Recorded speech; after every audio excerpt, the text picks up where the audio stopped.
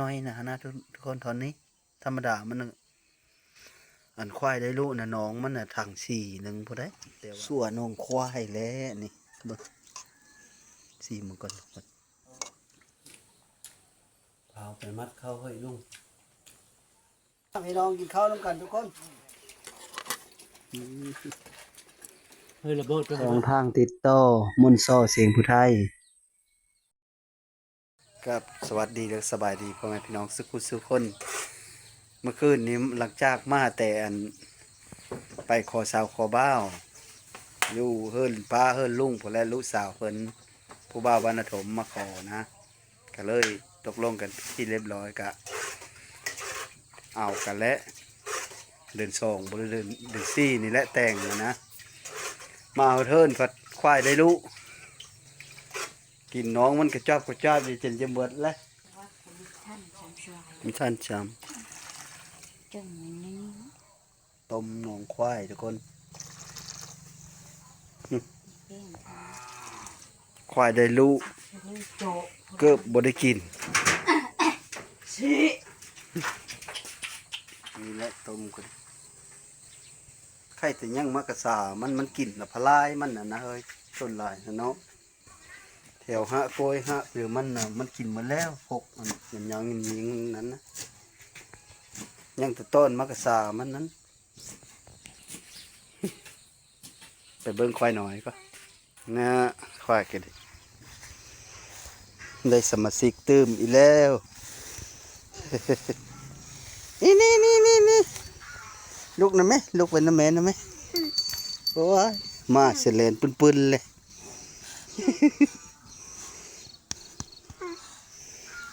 บักตัวผู้ทุกคนตัวเถิก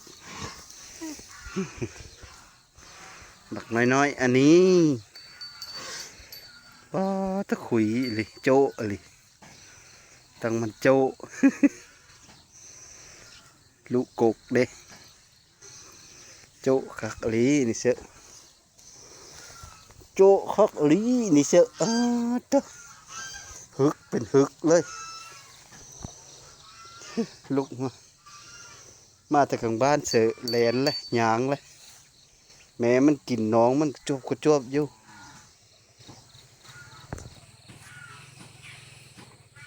บริแกะเล็บแกะไปเลยเดี๋ยวอันเชื่อ ตัวเทิกนี่ก็อีเป็นตัวน้อยถ้าได้เชื่อซื้อเขามันแม่เป็นสวาเลยสัวนองควายแล้วนี่เบิ่งสีมันก่อนมันบ่ได้ตอนกลางเว้นนะมันได้ตอนกลางเว้นมันก็บ่มันได้กินแล้วมันก็สาแล้วเด้อสีมันก่อน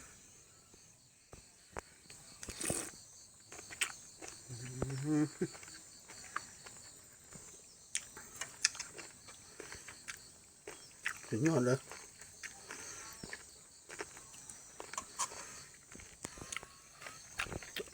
ตอนมันก็สามห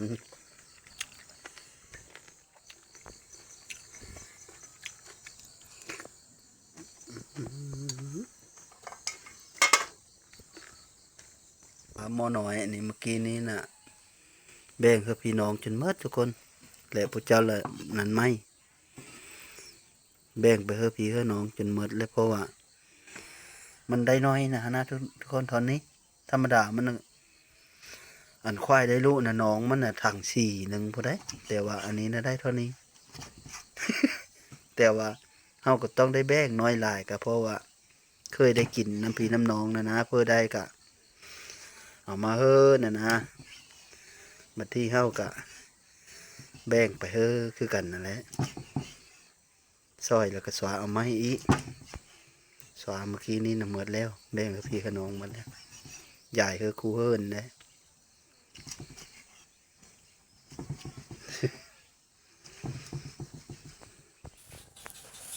มาทุกคนกินข้าวน้ำกันสอนน้องควายสอนน้องควายโยฝักบะเละเล่นเอาหมดเลย เยอะ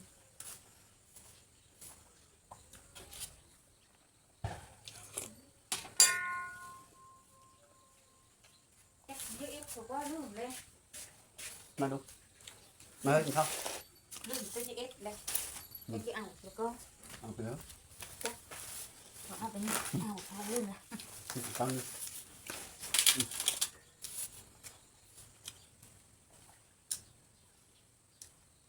หักเถอะ ยุบ7 nămได้ล้าง อืม มวยล้างอันนี้ก็ยังจางแล้วล้างเท่าไรน้ำเลย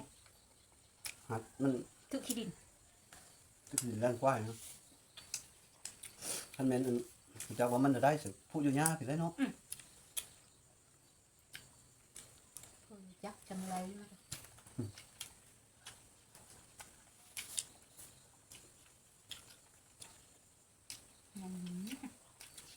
ล้างไปล้างน้ำก็หัน แจ็คต้นนะกระสาง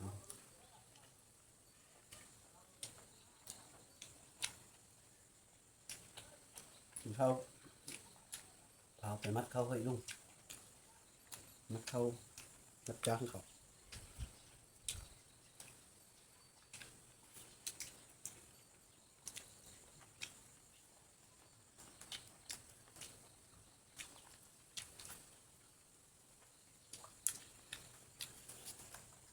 พอได้เงินซื้อบัตร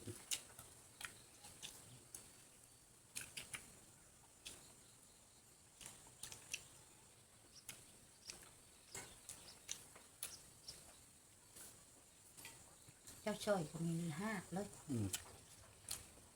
อันนั้นมันหักแต่บุญย่ำแจ๊บไปเลยเนาะย่ำแจ๊บหลายแต่มันหัก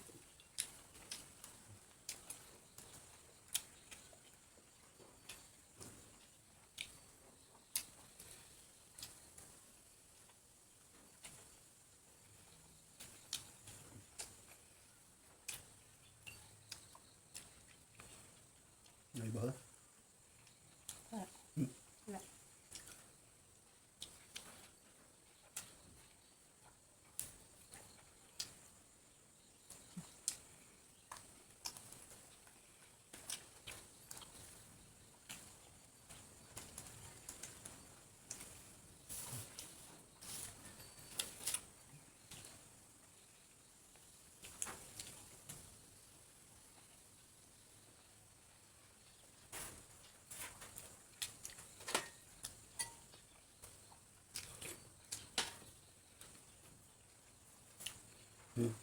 ช่วยตอนยืดนะเนาะเลย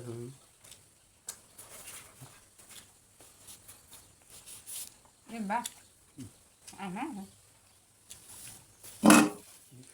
บ้านนี้เกินข้าวกินน้ำก็อิ่มแล้วทุกคนค่อยก็สิได้เต็มไป มัดเข้าอยู่หน้าอยู่วันท่าคนละลำมาหา ก็ไปมัดเข้าเฮ้อค่อยก็สิพาไปมัดเข้าคนละ กินบ้างข้าง บางข้าวหลามบางข้าวหลามทุกคนนะแซ่บบ่ แซ่บนะ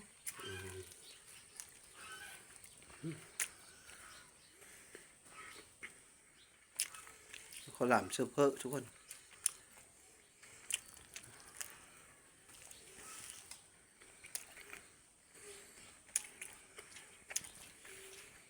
ตื่นไปมัดเข้าก็บ้านนี้ก็ได้เวลาไปได้มัดเข้าแล้วทุกคนผลแหละไปฮอดหน้ายุงวันท่าผลแหละค่อยสิบริท้ายตามทางเลยนะทุกคนเพราะว่ามันทางยากได้ ตอนนี้ก็มาฮอดหน้าลุงวันท่าแล้วทุกคนบรรยากาศลมวูดมันเริ่มหนาวมาแต่ว่านนี่จานเพิ่นบุกนักแล้วพวกนะบุพร 150เลย หมด150เลย แล้ว150อีก150แล้วมัน150 หมดก้นหนึ่งแล้วบ่นี่ครับว่าหวานพอพักกันซอยกันมัดนี่แหละ ซอยกันเพราะมันแล้วนี่นะ มันแล้วนี่เนาะ เนาะบ่ว่า ไม่แล้วง่ายผัดผู้จะปล่อยงูปล่อยควายกัน จออยู่จะปล่อยอยู่ ขนาวุ่นๆอยู่ขนาพ่อไปธนากันโอ้สองขยะอยู่งูควายกัน นี่ อ่ะ บุกบาดนี่ แล้วเป็นมัดเพิ่มมันแล้วแบบ มันเพิ่มมันนี่แหละ มาแล้วไปเคยเอาริมเพิ่นเด้อ เนาะเอาน้ำกันนี่แหละ จับพวกมันเลยก่อนเนาะ เขาก็จื้อว่ะกำลังเฮ้ยมัดน้ำกันนี่แหละ มัดผิวกูแล้วคนนั้นมันนั่นแล้วนะ เอารถลงรถเหรอวะ ลงได้แล้ว นี่ ถ้าตีเล็กเนี่ยตัวตีเล็กลงยากได้ นี่น้ำบ่เหอลงนึงนะ นี่บ่เท่านั้นนะย่อ ไม่ได้แคบนองนี่วะเราน้ำ นี่ นะ จะแค่นองนึง คนชื่อจะไม่ทราบปีแล้ว แล้วนั้นแห้งเหนียว บุกเลย ว่าถูกจะที่ฆ่ามันนะ แล้วคักแล้วประตูนะเฮ้ย ชาวบ้านเนี่ย ได้เท่าเลยฮะ 100เนี่ย ได้100นึงก็ได้เล่นเสียลื้นเฮาเลยเฮาไปได้70 บาท75ชอบเฮานะ ลุกจะข้าวกะปีนี่ละ แต่จะที่5ชอบปีแต่นะ แต่นะบ่ซ้ำเฮาเนาะ เจอข้าวสองหมด เออ นี่เอาเชื่อข้าวเจ้าเฮ้ย นี่ ชอบข้าวจ้า ได้ข้าวเต้คือกูคือว่างามดีกว่า แล้วแหละเหอนี่ทุกคน3-4 คนมัดจนหดพุ่นเลยแม่นหมดแถวนี้นะ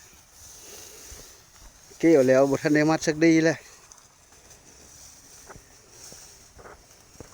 เหอลงอีลุงวันท่าอยู่หน้าเซ่ทุกคน หน้าแคมเซ่ลงไปนี่กับเซ่จำพรได้ผู้มาตื้มนี่แหละโอ้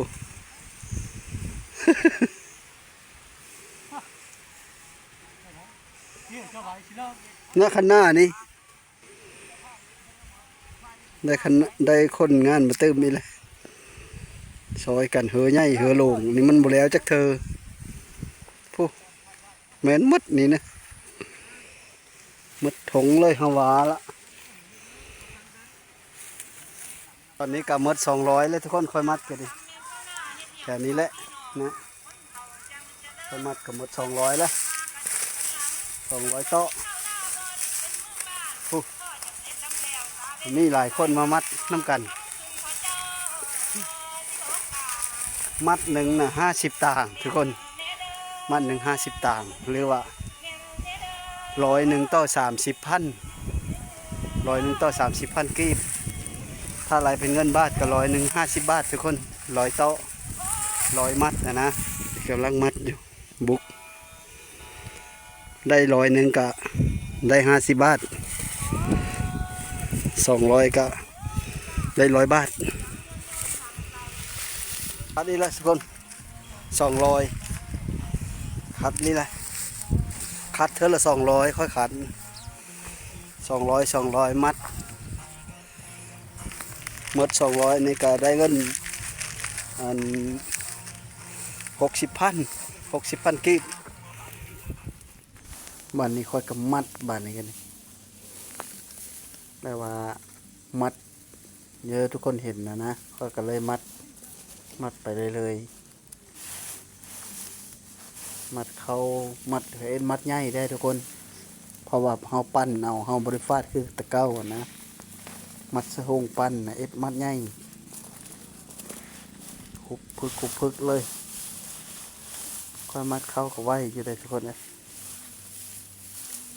นี่แล้วค่อยมัดกันเลยโจมจิตจิ้วรถรับจ้างมัดเข้าพอได้เงินเติมบัตร พอได้เงินซื้อบัตรซื้อแป้งโน่กับซื้อยากินได้เมื่อคืนนี่ก็นอนบ่ได้โอ้ยเป็นนะขี้ขยืนขึ้นเองรายการมัดเข้าเฮากับสักมัด400ทุกคนมัด400โต๊ะแล้วนะ อันโยตะกระพุ้ยเนาะจนมาฮอดพี่นะฮอดแคมป่าเหอใหญ่เหอโลงแล้วพวกข้อชุดเสียงตาพวกเขามัดอยู่พวกเฉพาะค่อยน่ะหมด400เลยแต่ว่าหม้อนึงก็หมด500บ้านนี้แต่ละคนน่ะร่มเช่นกันนะโต๊ะเหอนี้จักมาเลยจักพันเลยทุกคน 2,000สิยันวิว2,000สิได้เหอนี้นะเฉพาะเหอนี้นะตอนนี้ค่อยกับมัด มัดเข้ากับเมิด500โต๊ะแล้วนั่นนี่แหละนะมัดเป็นแถวนั่นนี่แหละบ่อนเป็นแถวนั่นนี่น่ะมัดง่ายได้ ถ้าว่าม่อนบ่อนเลิกเพิ่นแปะต่อเฟิงแล้วมัดยากนะพอก็มัดมานี่ก็พอดีเมิด500โต๊ะรายเป็นเงินก็535ก็สักก็ได้เงิน150,000ทุกคนตอนเช้าหมู่ก็เฮิรนปลาเอามาละหมู่ก็พากันเฮิรนมาละยังเหลือแต่ค่อยมัดพยายามอย่าให้มันหมดนะมันหมดแล้วก็เฮิรนบานนี่เอาเลยทุกคนชมหมู่ก็เฮิรนปลาเลยพวก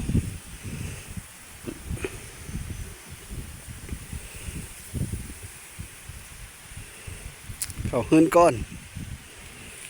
มันจะมัดเข้ากับ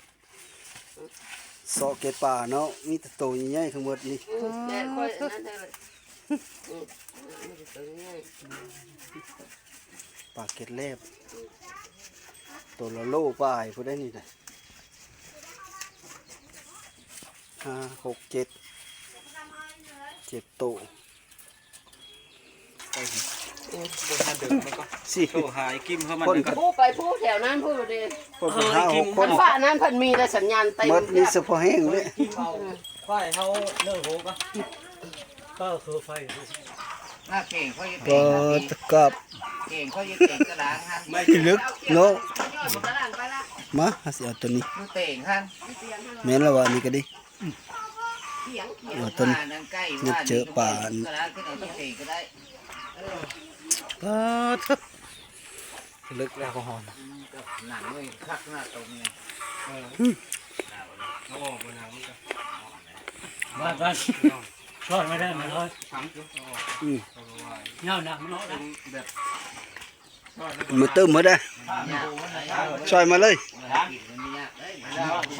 ช่วยเลย เขาเอาหนังออกมีมันแนวออกนะมันก็เดี๋ยวเกี่ยวข้องมัน ยังหนังแนวมันยึดไปเลย เอาเสร็จพัก กินได้บ่บ่สู้ได้อยู่เนาะ มีฉันขี้มา หมูกินได้ก็กินได้เด้เนาะ มันก็มาเชื่อมอนะ เขาคันอีก เอามือไปทิ้งทุกสีเลย เอาเข้าโคเข้ามาเชื่อคือเก้านะบอ เนี่ยมันเลย ชื่อจะบีนะ มะนาวก็เก้านี่แหละบีบ มูไปเฮล้างหาค่อยล้างเลยเคย มันมัด เบิ่งเอาบาด ปลาไซ มัดเร็ว เอาเบิ่งฮะเอาตัวเพชรตึ้งก็ ตัวเผ็ดตื้มอีก กินได้ของแท้ได้นี่นะกินได้เลยบอกเชื่อแล้วไม่ท่านปรุงกินได้เลย นี่นะ กินได้เลยไม่ท่านปรุงกินได้เลยนี่ ก็กินทั้งปรุงไปนั่นเนาะหมด ก่อนทำเงาเด้เฮ็ดได้ดูเราลำลายอยู่ขนาดมือเพิ่นเลยนะ โอ้ย เอามึงดูเฮ้ย ปีได้ต้น มาชิมดูไปเชื่อบ่น้อยนึงนะเงาเพิ่ม เดี๋ยวเลย ไปเชื่อบ่น้อยนึงนะ เชิญนั่นเลย ยามันจางนะมันไม่ทันได้เชื่อไป การเผาจะกินเนี่ย เทประบอง พอดี ดีเลยยากเลยเชื่อจับเขาก็นั้นจับเชื่อโทษเขาได้พอ เอามาเบอร์วี่มันนะ เอาไปเชื่อโทษแบ่งเขาพวกนั้นนะ มาลูกได้ละ ยาไปนอนเอาตัวนี้มาแก้มก็ของแก้มนี่ เดี๋ยวเข้ามากินกับ พักได้ไปนอน เข้ามากินกับคือเลยแซ่บนอนไม่ออกบ่ วันนั้นมันอายทุยๆนี่เป็นตาเท่าไร เราก็สักหนึ่งเนาะ มันอายนะอายมันก็ยังโทษๆ เขาไม่ให้นะถ้าน้ำมันหากระนึ่งแล้วนึงนี่ เขาไม่พร้อม nếu nhìn kho hay biết rồi lâu rồi lâu ใช่กับพิษมัดด้วยตัวแรกที่เอาหน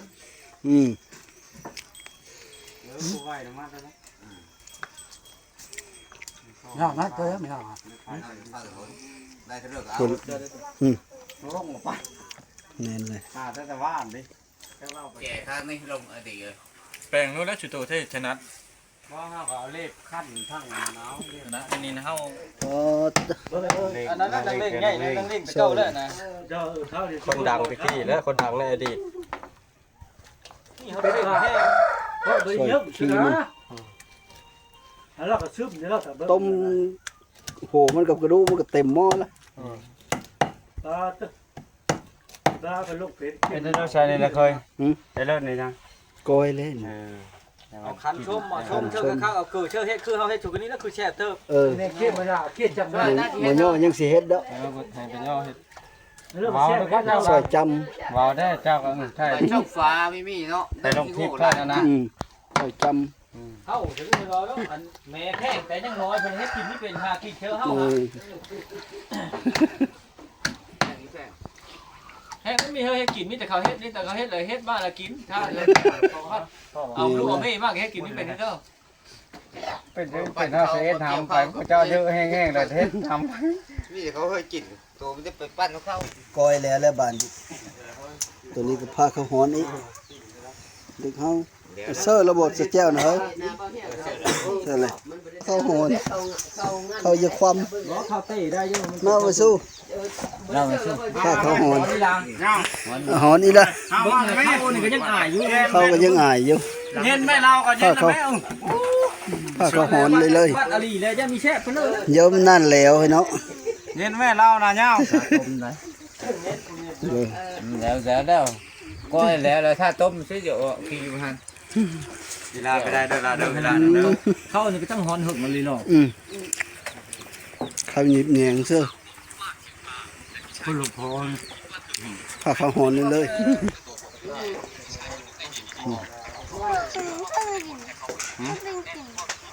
กล้วยกับข้าว ก่อนเด้อ ก้อยกับเขาบ่มึงเลย ตัดนายลงไฟคอยได้เลยขัดไฟแห้งเนี่ยนานต้องไฟไปหาไฟก็ไม่เห็นมันรู้ลงหมด เสื้อ แปลมาถึงนะ เอิ้นไหม เอิ้นไหม แล้ว เดี๋ยวเอิ้นมาแล้วพอดีแล้ว เกินเพราะว่า เกินมากไหม เพิ่มมันถึง แล้วบานนี่แต่แนวแซ่บ เชื่อปลามุ้งลูกขยายนี่เนาะ เลยเบิ่งเอา ต้มมัน ตะกอยต้ม นี่เลยจ้ะไม่ได้ตัวก็ อ๋อหลบกันแล้วมันเป็นหลายคนไปเลย ช่องผ้าพ่อบ่ เมื่อว่าเป็นลูกกูนะ ดีน้อย หิมะมีกระดมก็ได้ เอาเลย ข้าวเด้อพี่น้องเด้อเอฟซีเด้อ เอาหมดถ้วยนี่เลยไปนะ มันหลายคนดีน้อยไปก่อนน่ะมีแล้วเกี่ยวนะเชื่อแล้ว กินข้าวก่อนปลาเด้อ เสื้อละเบอร์บ่ เอาดูกินเอา เย็นเลยรอ กินนั่นแหละก้อยปลามันดูกินบ่ดี โง่ นะ แล้วก็เฮ็ดนี่นะสังโง่ กินบ่ดีนะกินระยะกินต้มฮะมาก้อยสุกเลยแม่นี่ นายก็ ก้อยปลานั่นจะมากกินดิมันจะนั่งน้ำพร้อมกันนั่ง แล้วพออีก เอาว่า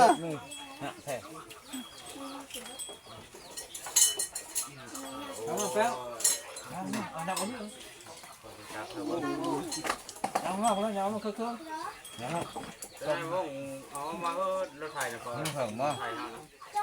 โตหานะว่าเงินนี่ ยศขนาดเสือจากมาเขาพยกแล้วไม่จะได้มีแต่เงินกับจาก โย โกงกับตัวนั้นเลยดินะ เวลากระโทษเลยจับเก่าว่า จะก้าวเลยดิมังเอาคันตัวนี้ไปเชื่อคันนั้นอาจารย์ไม่เชื่อคันตัวแก้วฟันแต่ก้าวหัน โตกับเราเองนั่นแหละว้าวถึง มันก้าวแห้งแล้วเลยนะแต่สาวปลายปีมันโผล่เปลี่ยนเลย โดนมันเริ่มมา นับเขาอีก เอามา จากรุ่นข้าวมาของเรา งามน้องนี่ สาวปลายปี เฮ้ยระเบิดไปเลย ที่มันเข้านะเข้าตากูเจ้าไปมันนอนอยู่เขาไปเบื้องขันอยู่กูว่างี้เป็นเบื้องขันมีแต่กูเลยครับเมื่อช่วงเขาไม่ตัวไปเบื้องเขา น้องขันสิบ้าบ่ เงี้ยตานะ โอ้ก็อยู่นี่สิตัว แม่จ่าในประเทศพี่ลูกเลย7 ลืมผักผาที่ผักผาอีเพลงเข้าไปเลยนี่มาไปกินน้ำหลงกำอ๋อนี่เปอร์เซ็นต์ผักเสื้อผาอยู่เฮ้ยพุ่นลืมหลงก ตัว2 โมงย่างเลย ำตายได้เขากินลาย นะนี่คือที่ก็2 โมง มุมมากเลยพ่อรู้ว่า จะค่อยสิลงมัดเฮ้ยเขาหน มันจะแล้วมัดยังก็ประมาณ500 600แล้ว จะเข้ามาเอาลูกมันจังไหว โหคักอยู่นี่สิคักอยู่ดอก ชื่อหันอีกหันเว้ยลืมกันละ กินข้าวกินน้ำก็อิ่มมาแล้วเพิ่นก็ดิพักผ่อนตามที่น่าใส่ยังแต่สองคนยังแต่เจ้าภาพ อยู่นี่กินหลายได้ ยังแต่เจ้าภาพครับโอ้โห เดี๋ยวว่าเป็นยังริมกลาง สุดท้ายก็ตอนแรกก็พากันลงไปบุก แม่เบากินน้ำครับ ฝนก็ยิบอยู่ตลอดทั้งยานมันเป๊ะฝนกับป้านั้น โทรหาพญาแทนได้บ่เอาคนมาหยุดฝนเขาได้นี่เจ้าเข้าแล้วนี่ ตอนแรกก็พากันลงไปบุกต่อก็กินข้าวแล้วแล้วก็เต็มลงไปต่อทุกคนลงไปเพราะว่าฝนตกก็สิได้จบคลิปตอนนี้แล้วทุกคนสุดท้ายก็ขอขอบอกขอบใจนำพ่อแม่พี่น้องที่เข้ามาติดตามรับส้มก็ขออยู่ดีมีแห้งขอโชคเข้ามาให้ลำหัวโรยสุขุสุคน เพราะว่าฝนสิตกแล้วค่อยสิพาวลงไปมัดเท่ามันแล้วนะซอยลุงนี้ซอยกับซอย100โต้30,000ทุกคน ขอเข้าใจหลายๆเด้อสบายดี